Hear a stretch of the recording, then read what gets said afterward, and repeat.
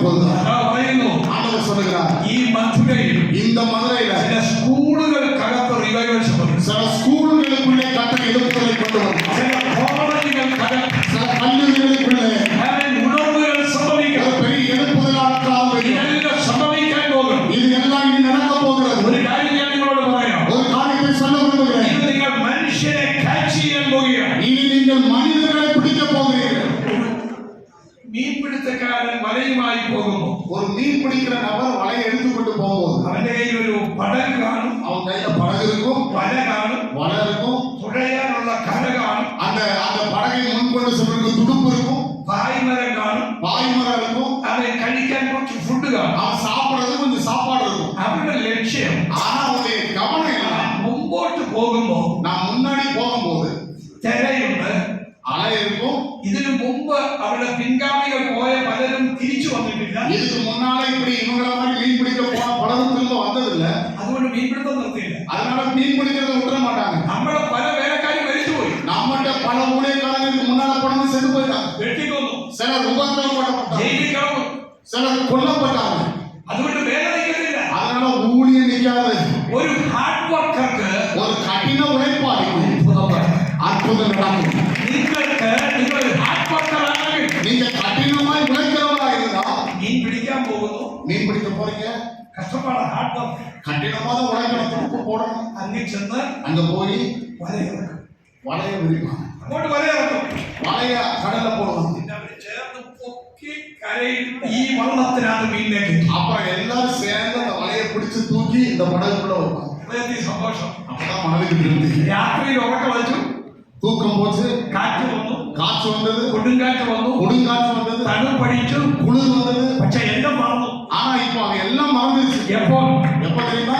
വല നിറഞ്ഞപ്പോൾ, வலை நிரம்பின போது, വല നിറഞ്ഞപ്പോൾ എല്ലാം മറന്നു. வலை நிரம்பின போது தூக்கம் போச்சு, எல்லாத்தையும் மறந்துட்டாங்க. ഹല്ലേലൂയ. ஹல்லேலூயா. എന്റെ ഈ നടുവിന് വലിയ പ്രോബ്ലമായി, എനിക്ക് നടക്കാൻ പറ്റാതായി.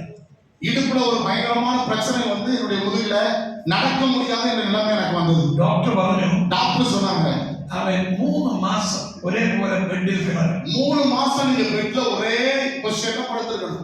എന്റെ മനസ്സിൽ ഇവരെ ആളിനെ കിട്ടിയ സുചരം പറയണം. ஆனா என் மனசுல ஆசைமா ஒரு நபர் வந்து மாட்டிட்டானா அவங்க எப்படியா சுவிசேஷம் சொல்லிருக்கணும். അടങ്ങി കിടന്നു. என்னுடைய மனைவி என்னமா சொன்னாங்க, ஒழுங்கா படுத்த படுக்கையில அப்படியே இருக்கணும், அசையாம. ഞാൻ കാണാതെ ഇറങ്ങി പോകും. நான் அவளுக்கு தெரியாம இறங்கி வெளியில போயிரு. അത് ഏന്തി പോകും. அப்படியே ஒரு மாதிரி கடுமாறி போகும். ഒരു ദിവസം ഒരു ബാപ്റ്റിസം ഉണ്ട്.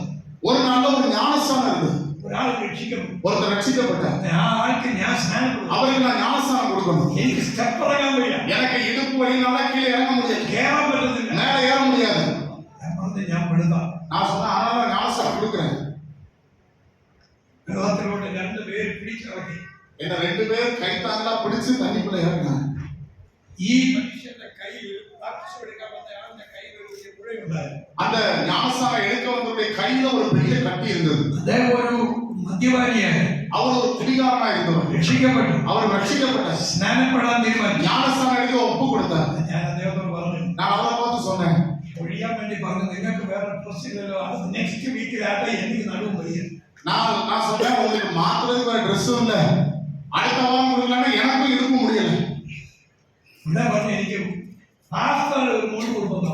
அவர் சொன்னார், பாஸ்டர் உங்களுடைய ஒரு வேஷ்டி சட்டை எனக்கு கொடுங்க போதும். എനിക്ക് മാറാൻ പറ്റി, எனக்கு மாற்ற முடியாது. ഞാൻ ഇത് കൊടുത്തു. நான் இருந்தது அவர் கொடுத்தேன். വെള്ളത്തിൽ ഇറങ്ങി, தண்ணியில் இறங்கினேன். 2 പേര് ഇറക്കി സ്നാനപ്പെടുത്തി. என்னையும் 2 பேர் சேர்ந்து இறங்கினாங்க. நான் அவங்க உதவியோட அவருக்கு ஞானஸ்தானம் கொடுத்தேன். വെള്ളത്തിൽ നിന്ന് മോളി വന്നപ്പോൾ அவர் தண்ணியில இருந்து தூக்கின போது ഈ മനുഷ്യൻ ഇങ്ങനെ തട്ടിപ്പ് ഈ കട്ടി പിടില്ല. அவருக்கு தலை பார்க்கற ஒரு கையில கட்டியை காணோம். அவர் தண்ணிக்குள்ளே குதிக்க ஆரம்பிச்சார். நான் அவர்கிட்ட கேட்டேன், என்ன நடந்தது? கட்டி தும்புறிല്ല. அவர் சொன்னார், என் உடம்புல இருந்து இந்த கட்டியை காணோம். நானும் ஒரு குதி குதிச்சிட்டேன். கம்முன்னு ஒரு சத்தம் பின்னாடி, அவரோட சொலம், அதான் சொலம். ஒரே நேரத்துல 2 அற்புதம். அதுக்கப்புறம் இதுவரைக்கும் ஞானஸ்தானம் சொல்லிட்டு நான் கையால இறங்குறேன். வீட்டுக்கு வந்தேன். ഒരു 6 മാസം കഴിക്കാനുള്ള മരുന്നെല്ലാം എടുത്ത് ഓട്ടിക്കണം. 6 மாசம் குடிக்கிறதுக்கு டாக்டர் மருந்து கொடுத்திருந்தார் வைத்தியர். எல்லாத்தையும் எடுத்து சாக்கடையில போட்டேன்.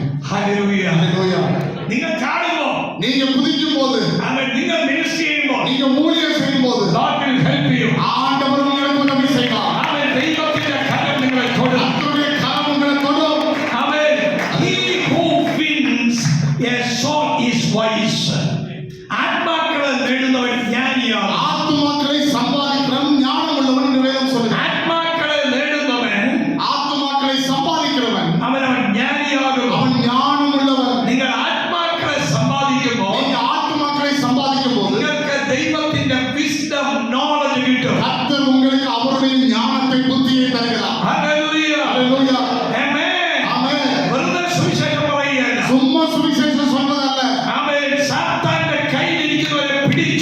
എടുക്കുകയാണ്. பிசாசின் கரத்தில் இருக்கிறவர்களை அவனிடத்திலிருந்து பிடிங்கி எடுக்கிறதுதான் சுவிசேஷ ஊழியம். സുവിശേഷം സൗജന്യമാണ്. சுவிசேஷம் விடுதலை உள்ளது. പക്ഷേ അത് വിലയേറിയതാണ്.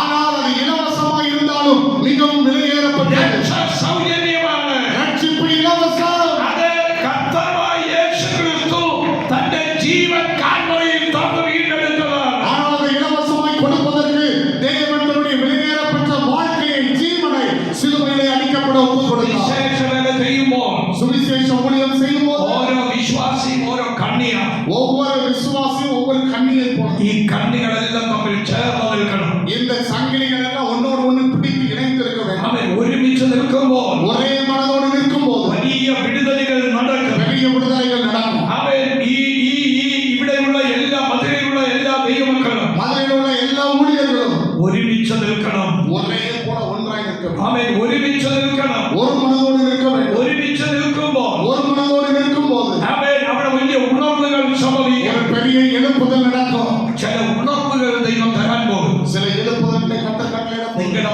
മനസ്സ് മുറിവേറ്റത് പണിയാൻ പോകുന്നു. உங்க மனதிலே ஏற்பட்ட பலவிதமான காயங்களை கர்த்தர் குணமாக்க விரும்புகிறார். ഇന്ന് കർത്താവ് നിങ്ങൾക്ക് വേണ്ടി ഒരു ഹീലിംഗ് നടത്തും. கர்த்தர் இந்த காலத்த மதியவெளியில ഒരു പുതിയ ഉണർവ് തരാൻ പോകും. ஒரு சுகத்தை உங்கள் இதயத்திலே வாழ்க்கையிலே ഒരു கொடுத்து പുതിയ ഉണർവ് ஒரு புதிய எழுப்புதலை ഇന്ന് கட்டிட